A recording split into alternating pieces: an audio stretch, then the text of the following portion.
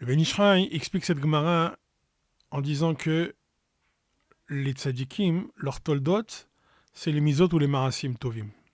La génération d'une personne, d'un tzadik, c'est ses actes, c'est ses mitzvot et ses bonnes actions. Donc comme Yaakov, il était dans le Hémet, qu'il a préparé cette fila toujours dans le Hémet, tout ce qu'il a fait c'était le Hémet, sa voix, elle pouvait aller très loin et cette fila était très forte. Mais il a fait chacun, chaque avot, chacun des avot a fait une fila, chacun des avot a fait un korban. Avram, il a fait shacharit, Yitzhak, il a fait mincha, et Yaakov, il a fait arvit. Chacune des tfilotes, ça représente un korban, un cadeau qu'on a fait à Kadosh Baruch Hu, et que nous, aujourd'hui, on continue à faire. Malheureusement, pas au Beth Amikdash, pas en faisant des sacrifices, mais en faisant des tfilotes. Cette fila, elle vient justement de Kol Yaakov, de cette voix de Yaakov, ce qui explique le Ben Ish Chai, mais il n'explique pas seulement ça. Il dit, qu'est-ce que ça veut dire que En lecha milchama shenotzachat she'en ba misera shel Isav? Qu'est-ce que ça veut dire ça? Que il n'y a pas une victoire d'une guerre qui n'est pas de la descendance de Isav. Et il ramène le Rav Hida dans le Belev David, dans son livre de Lev David, Perek Tedvav. Il explique quelque chose de très profond. Il explique qu'il y a une écorce, une clipa qu'on appelle la première clipa des 70 nations qui s'appelle Tsefo. Cette clipa, c'est une clipa qui était très forte, que David Amelech a voulu combattre et voulu réparer en faisant des Teilim. Il a fait des Teilim dans le Alpha Beta, les fameux Teilim qu'on lit quand quelqu'un est décédé en prenant les lettres, puisque c'est l'alphabet hébraïque. Et le premier s'appelle Ashre Temime Darer. Le premier Teilim de l'alphabet Beta, c'est Ashre Temime Darer, Teilim Kuf Yutet. Et là-bas, il y a Kuf Ain Vav Psukim. Il y a 176 Psukim. Keminyan, c'est comme la valeur numérique de Tsefo. Tsefo, c'est 176. Ça dit P-Vav. Pourquoi? L'Achnia Shivim Umot Haolam. C'est pour l'Achnia, justement, cette écorce de Tsefo. C'est cette écorce des 70 nations.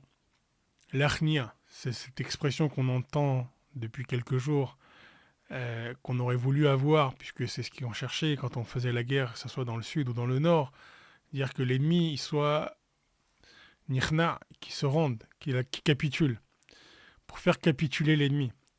C'est plus que en fait le faire capituler. L'achnia, c'est vraiment le faire plier, l'écraser. Et donc, David Ameller fait ces télim qui sont contre justement cette écorce des 70 nations. Et la Torah, elle est appelée Tsof Devash Imre Noam. Shlomo Amelech, il le dit dans Mishle, Tetzaïn, Pasuk Avdalet, il dit que Tsof Devash Imre Noam, c'est la Torah qui Tsof Michnat et Aklipat Sefo, il dit le Ben Ish Chai. Tsof, c'est quoi? C'est le nectar. Le nectar de miel et les paroles de douceur, c'est la Torah. C'est Tsof, et c'est ça qui va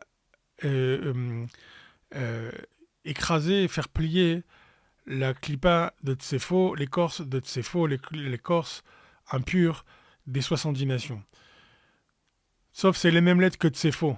En fait, c'est exactement les mêmes lettres à l'envers. Si on inverse Tsefo et Tsof, c'est exactement les mêmes lettres. Donc c'est 176.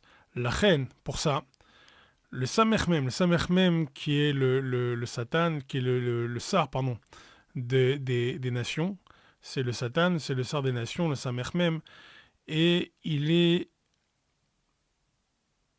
il est appelé parmi dans le monde, on l'appelle, il dit le Ben Ish Chai, Ploni. Ploni, c'est la guématria de Tsefo, 176.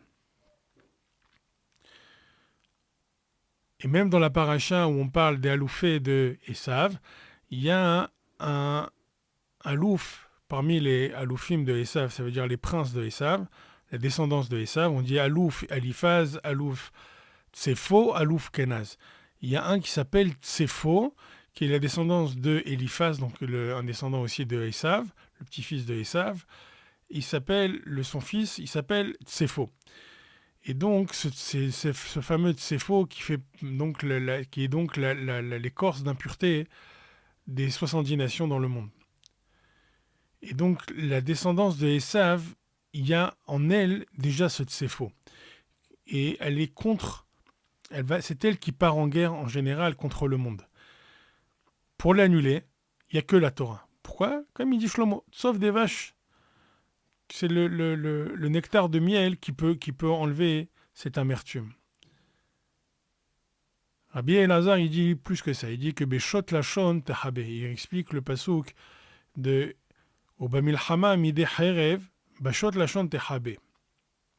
Il dit que quand il y a une guerre, avec le glaive, quand il y a des armes qui sont employées, alors, avec le fouet de la parole, tu te cacheras. Pourquoi? Parce que les Esav Nehemar, pour Esav, il est dit, Behar Bechat Yahye, la bracha qu'il a reçue de Yitzhak, c'est par le glaive tu vas vivre. Donc en réalité, il a une force dans son glaive. Et donc il faut se cacher. Comment on se cache? Avec la parole, avec le fouet de la parole. La fouet de la parole, évidemment, c'est la Torah, c'est l'imoud de la Torah. Alors il y en a qui vont dire, ouais, on n'est plus en Égypte, on est libéré, on est très autonome. Kaniri qui sont plus intelligents que Shlomo Amelech et qui savent mieux que tous les Chachamim. Le Samermem Nikra Nahash Beriah, ce Samermem qui est le sar des Edom, il est également appelé le serpent Beriah, comme il est marqué dans Ishaïa ou Kavzaïn Pasuk Aleph. Là-bas, on parle de la Géoula et on raconte que le Satan, il a plusieurs noms. On l'appelle une fois Nahash Beriah, on l'appelle Nahash Akalaton. C'est deux serpents, c'est deux Nehashim. Et on dit là-bas que Dieu va les tuer à la fin des temps. Dans la guerre, il va finir par les tuer. Qu'est-ce que c'est que ces deux serpents? Ces deux serpents, c'est deux aspects du Yetzer Hara. Il y a un aspect masculin, un aspect féminin qui est sournois, qu'on appelle Akalaton, donc qui est l'aspect un peu sournois, c'est-à-dire qu'il va ramener la personne avec sournoiserie à faire des fautes. Et la partie masculine qui est frontale, qui va pousser l'homme en disant fais comme ci, fais comme ça, sans le piéger, sans le prendre, il va le cueillir facilement. Ce Samer même, donc, qui est le prince de Édom, de la civilisation occidentale, c'est Édom où Samer même, ils sortent en guerre avec ces deux serpents. Ces deux serpents, on voit que la seule chose qui peut les faire tomber, c'est la Torah, qui est appelée Zot, il dit le Ben Ishraï. Zot, comme on dit à chaque fois quand on la voit, quand on voit la Torah qui est soulevée, quand on le sort, quand on sort les Sefer Torah, on dit les Zot à Torah, à Chercha Moshe. Ce Zot, c'est la guématria, la valeur numérique de 408. Nechashim, serpent, les serpents au pluriel, pardon, c'est aussi 408. C'est aussi la valeur numérique de 408. Et il se trouve également que le Meshiachim, les Mashiach, on parle évidemment de Mashiach de Yosef et Mashiach, le Ben Yosef et Ben David, les fils de Yosef et fils de David. Les deux Meshiachim, le mot Meshiachim, c'est aussi la valeur numérique de 408. Une fois que le Mashiach il va venir, grâce à la Torah, qui est Zot, 408, alors on va tuer les Nahashim, qui sont aussi 408. Mashiach, il va arriver, c'est 408. Et Odou Lachem Kitov, Ki Leolam Hasdo, tout le monde va chanter Odou Lachem Kitov, Ki Leolam Hasdo, ça fera 408. Hier Ratson, que nous chantions Odou Lachem Kitov, Ki Leolam Hasdo, 408, dans les heures, dans les secondes qui arrivent, pour remercier Akadosh Baruch Hu de sa délivrance. Uchuat Hashem Kerefain, Odou Lachem Ki Leolam Hasdo. Pour tout ce qu'il a fait, pour tout ce qu'il va faire et tout ce qu'il fait. Odou Lachem Ki Leolam Hasdo, 408, c'est notre force, c'est notre arme. Remercier Akadosh Baruch Hu, faire des tfilot. Ve'od yoter tov, ve'od yoter tov.